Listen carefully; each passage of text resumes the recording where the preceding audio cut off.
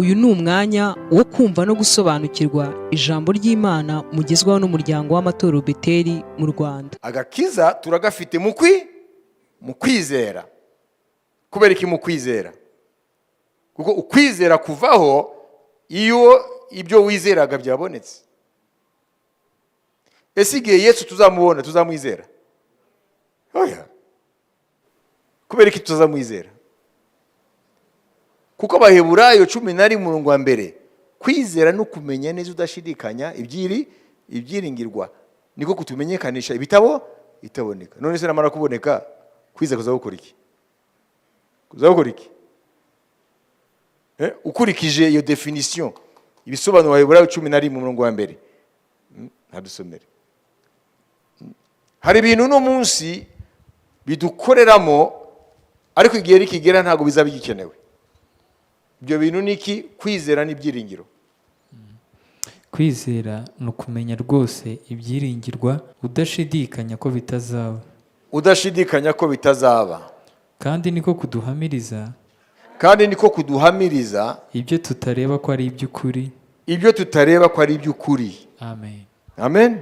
Nuvuga ngo rero ukwizera niko gutuma duhuzwa n'Imana nubwo amaso yacu atayibona n'amasezerano yayo atarasozwa, ntabwo amaso yacu abibona, ariko kwizera niko kubizana muri twebwe kukatwemeza ko ari ibyo, hanyuma kukarema muri twebwe ibyiringiro.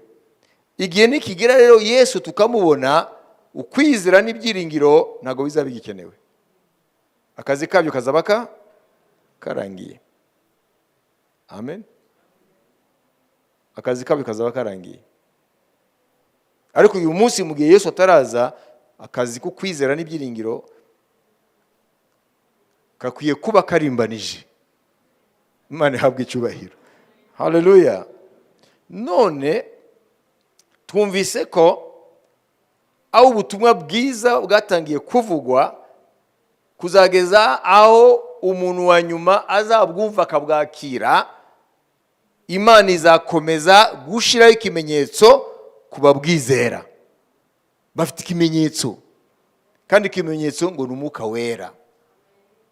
Na niyo mpamvu ngo tudakwiye kumuteza agahinda kubera imirimo ya kamere yacu, uburakari, intonganya, ibiki, kwiba, kubeshya n'ibindi, ubusambanyi, irari, ibyo byose bya kamere ngo nibyo bimubabaza muri twebwe abamwakiriye. Kandi tumvise ko twebwe abizeye Yesu tugashiraho ikimenyetso turarinzwe, ngo turinzwe n'imbaraga zayo. Kubera iki turinze? Umuntu wese ibintu bye arabirinda, si byose? Umuntu wese ibintu bye arabirinda. Impamvu hano mutuje mwe mufite amadoka hariye nuko muzi ko arinzwe. None Imana ikintu cyayo cy'agaciro gahambaye no kuvuga ngo uwizera Kristo ni gute Imana itamuhozaho umutima ikamurinda. Amashimeje kumwami Yesu. Nimba wowe imodoka yawe ushira hariya, imodoka utavukanye, kandi nupfa ntuzayijyana, kandi n'umugihe utarapfa izasaza, mwayubise ni akanya gato kayozaho umutima. Ni gute wowe uyitware kukareba, hanyuma Imana igufiteho inyungu zidashira, yakwiremwe mu shusho yayo, hanyuma umaze gukizwa igushiraho ikimenyetso. Amen. Kandi uri Uwiteka ryose. Ni gute yoyo itahuza umutima hari ubutunzi bwayo? Ni gute yoyo itarinda ibyayo? Nimba ndi uwayo nashizeho ikimenyetso, Petero yamaze kutubwira n'Umwuka Wera ngo turindishijwe imbaraga zayo kubwo kwizera kuzageza ku munsi w'agakiza gahishuwe. Mushobora kutumva yuno ndavuga rega, muge muti abo Umwuka bumva imvugo y'Umwuka. Ab'Imana bashizweho kimenyetso cy'Umwuka Wera cyo ku munsi wo gucungurwa, kandi Petero atubwiye ngo Imana kuko ibafite mu ubutunzi irabarindisha imbaraga zayo mu gihe cya none, ibarindisha kwizera kwabo kuko agakiza kiteguye guhishurwa ku munsi w'imperuka. Petero wa mbere iki cya mbere niho turi, twasomye kuva ku murongo wa 3, amen, tugere ku murongo wa 5, ariko ndashaka ngusomere gusa ku murongo wa 5. mwebwe abarindwa n'imbaraga z'Imana. Abo ni bande barindwa? Ngo mwebwe bande? Abizeye. Abakira ubutumwa bwiza bwa Yesu Kristo bakizera, bashizweho ikimenyetso cy'umwuka wera, ngo nibo barindwa. Kubwo kwizera. Vuga ngo kubwo kwizera kwacu muri Kristo turarinzwe. Murindirwa agakiza kiteguye kuzahishurwa mu gihe cy'imperuka. Amen. Turindi ikimenyetso twagishizweho. Amen. Ko turi ubutunzi bwayo, sisi ni mali ya Bwana, turi ubutunzi bw'umwami. Amen. None ararinze ubutunzi bwe. Haleluya. Turi inzabya z'icyubahiro, twabitswemwo iby'icyubahiro, turi ubutunzi bw'Imana, turuta agaciro za diyama zose zo ku isi n'amazahabu yose abantu bicanira, sibyo? Intambara zikarota hirya no hino kubera amabuye y'agaciro. Twebwe turarinzwe, sisi ni mali ya Bwana, twebwe turi ubutunzi bw'Imana. Imana irinda ubutunzi bwayo. Haleluya. Niyo mpamvu yarabushize ikimenyetso ngo buriya ni ubwanjye. Haleluya. Buriya ni ubutunzi bwanjye. Haleluya. Buriya ni ubutunzi bwanjye. Haleluya. Imana igashiraho uburinzi bukomeye. Haleluya. Kugeza igihe agakiza kazahishurwa. Haleluya.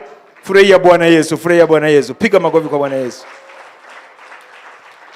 Biblia ivuga ngo twashize ikimenyetso twebwe abakiriye Yesu, twebwe abamwizera, kandi ngo turarinzwe n'imbaraga zayo mu gihe cya none. Nago tuzarindwa, turarinzwe already kugeza igihe agakiza kazahishurwa, kandi bikorwa kubwo kwizera. Imana ihabwa icyubahiro.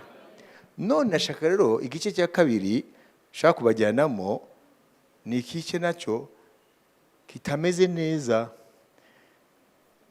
Message y'umugoroba iri mu bice bibiri.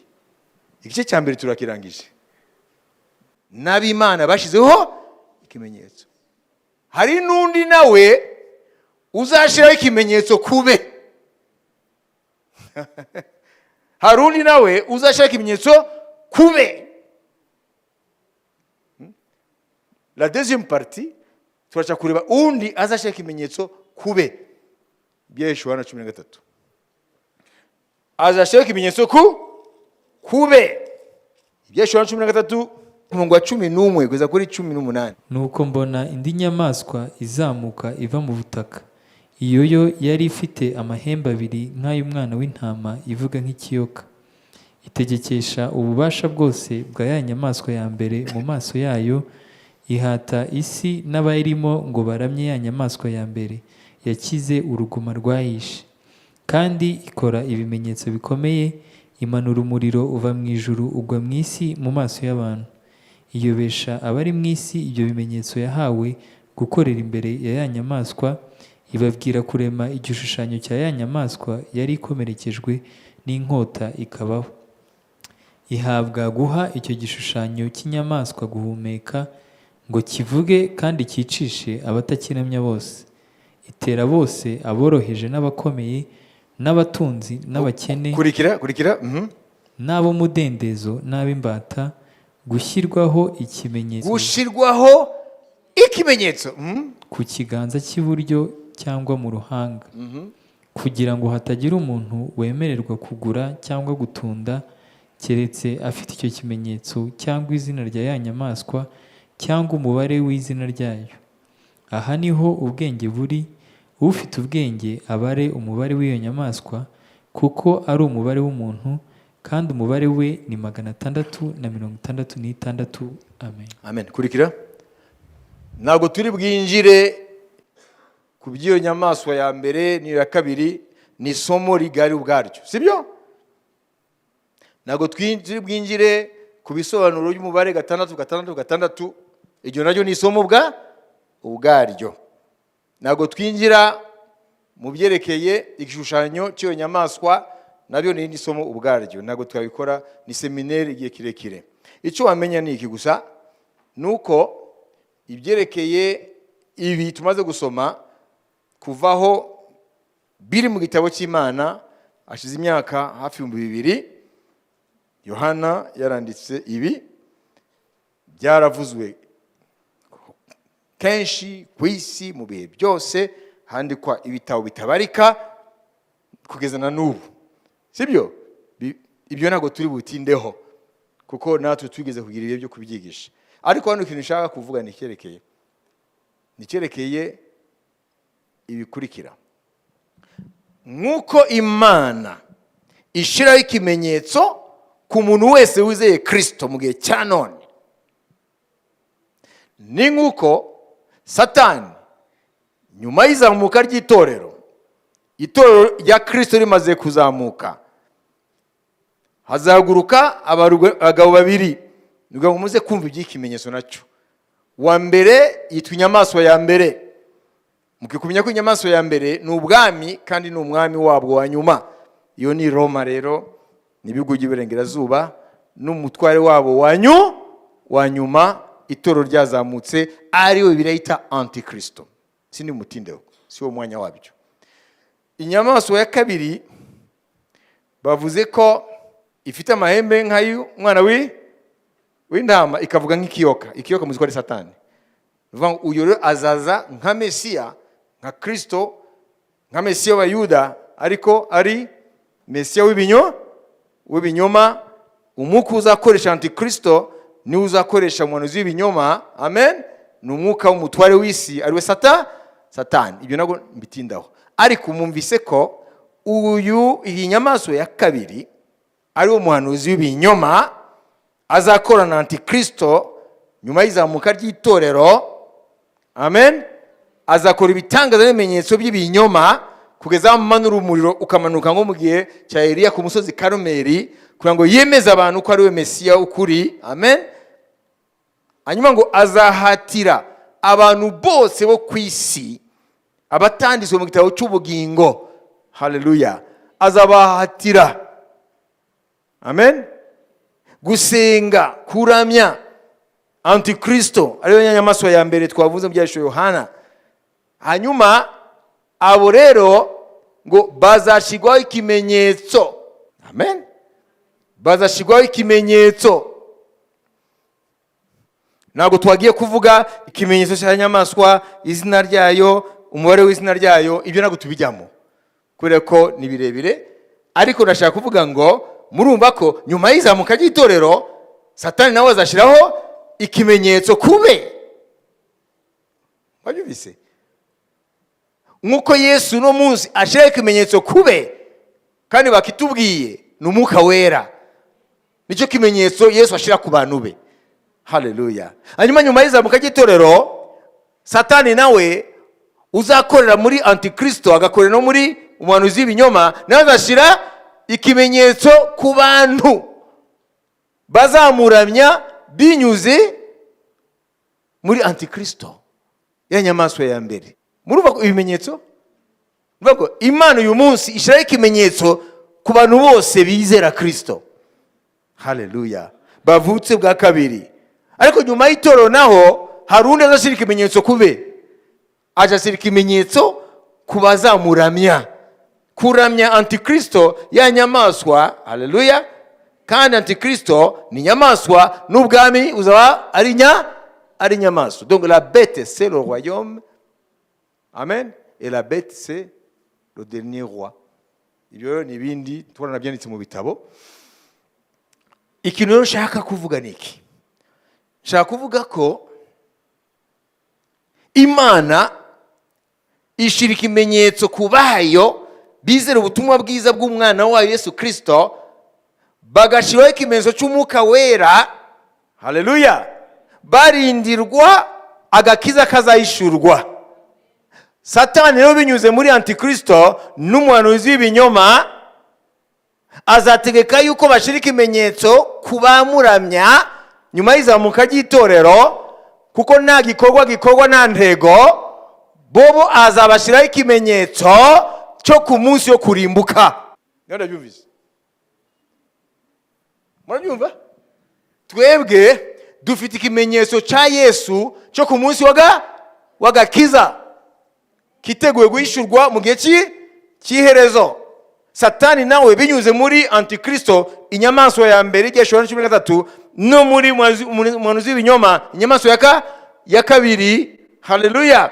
Noneho ibimenyetso n'ibitangaza bikemeza abantu ko ari we Mesiya, ahamiriza uri antikristo. Haleluya.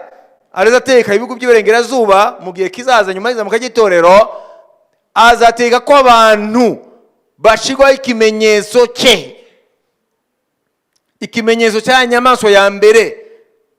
Kandi usomye Yohana igice 13 utangira ngo cya kiyoka kimuha ubutware bwacyo. Nuko antikristo azaga ubutware na Satani. Uyu munsi dusenga Imana muri butatu.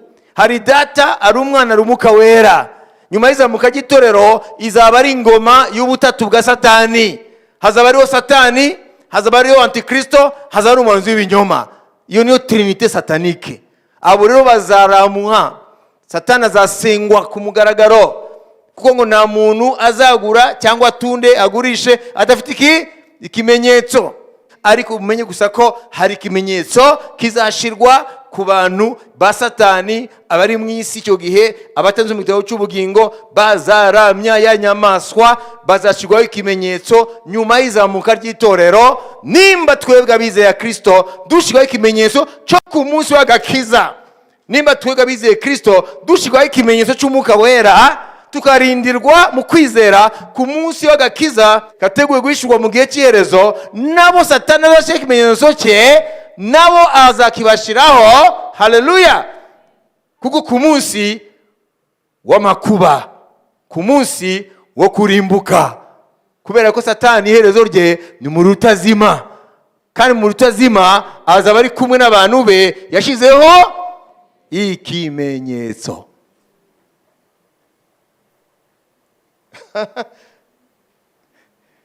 Ibi kwereka niyo muntu wabwiye ngo mwebwe ibibazo mufite n'ibitume mutanezerwa. Gushira ikimenyetso n'Imana nzima ntako bisa, tukwiye kubinezererwa, kuko ngo dushizweho ikimenyetso tukarindirwa umunsi w'agakiza.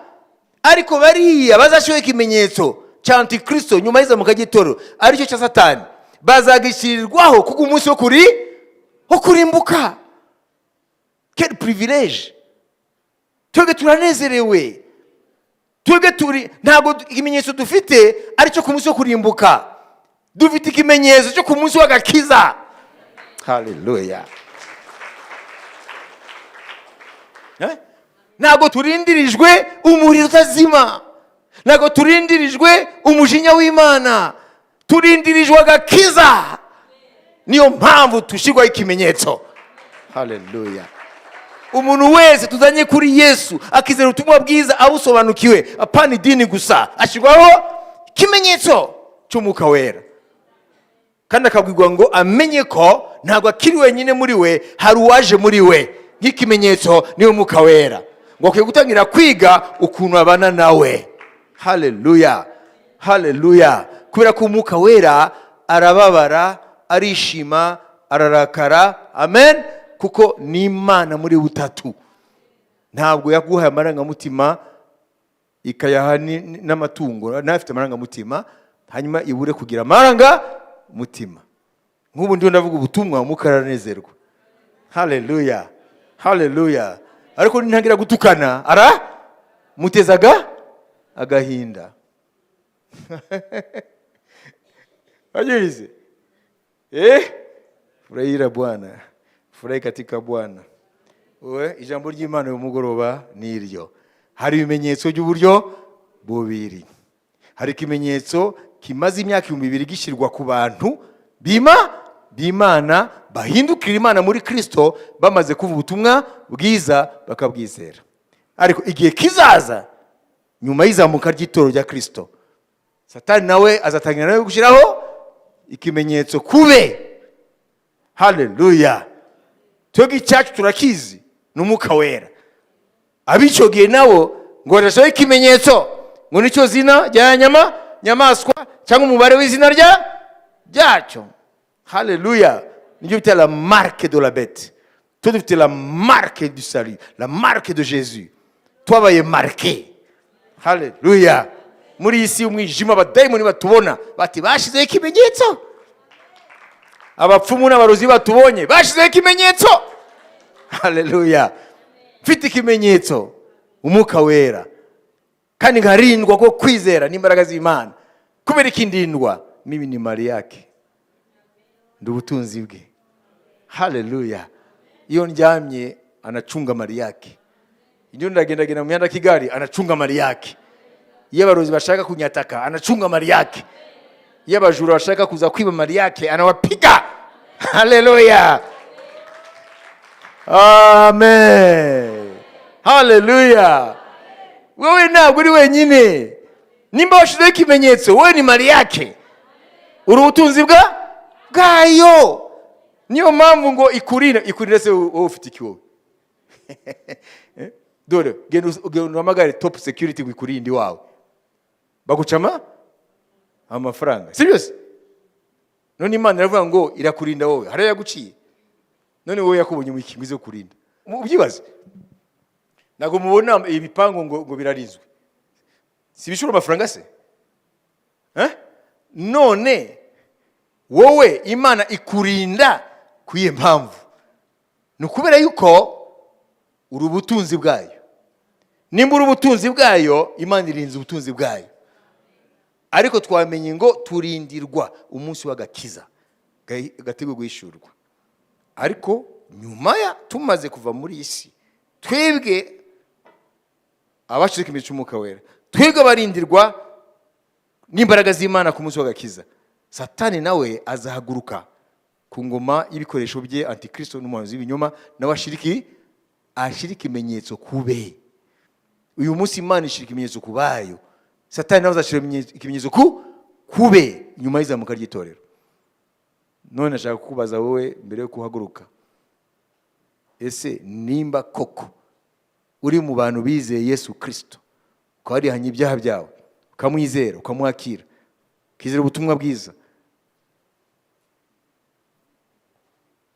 ukumva yuko washize ikimenyetso, ukumva yuko Imana ihoraho ikurinda mu mbaraga zayo, kumva ko wowe iguhozaho ijisho, ntihagire icyuba, Satani ntihagire icyo yangiza mu butunzi bwayo, ukaburindirwa agakiza gatewe kuzayishwa ku munsi w'imperuka. Numva ko aya magambo koko, kibazo nakubaza, ntago wumva ko aya magambo nimba ari ukuri? Genda azi ko ari ukuri. Ntiwumva yuko ukwiye guhindura uko wireba, ukwiye guhindura uko ureba ibintu. Mu ijambo rimwe, iyo magambo tuyizera, nta cyadutera ubwoba. Duhaguruke. Nta cyagutera ubwoba. Kiretse nimba aya magambo ari amagambo gusa. Nimba ari ukuri kw'Imana nzima, nta cyagutera ubwoba. Kiretse dufite amadini gusa n'ibigare. Ariko nimba aya magambo ari ukuri, ukaba uyizera wowe, nta cyagutera ubwoba. Haleluya. Ese mwabisobanukiwe? Murizera ko mwashize ikimenyetso abakijijwe cyo ku munsi wo gucungurwa? Murizera ko murindwa mu buryo buhambaye n'imbaraga z'Imana? Murizera ko murindiwe agakiza kari hafi guhishurwa mu gihe cy'imperuka? Haleluya. Rero ibyo byonyine bigwa icyo bita sécurité. Utuba sécurisé. Amen. Insécurité muri wowe ivaho, kuko urabizi ko Imana rurema, amen, yagushize ikimenyetso, igozaho ijisho, uri ubutunzi bwayo, irakurinze. Haleluya. Hanyuma twebwe rero tukaba rero dufite rero umukoro, dufite kazi, dufite devoir yo kubwiriza benshi bashoboka, kuko tuzi ko nyuma yacu tumaze kugenda hari ikindi kimenyetso kizaza, cyoco uzagishirwaho azagishirwaho n'intego yo kurimbuka. Abyibise ana magambo y'ukuri y'Imana.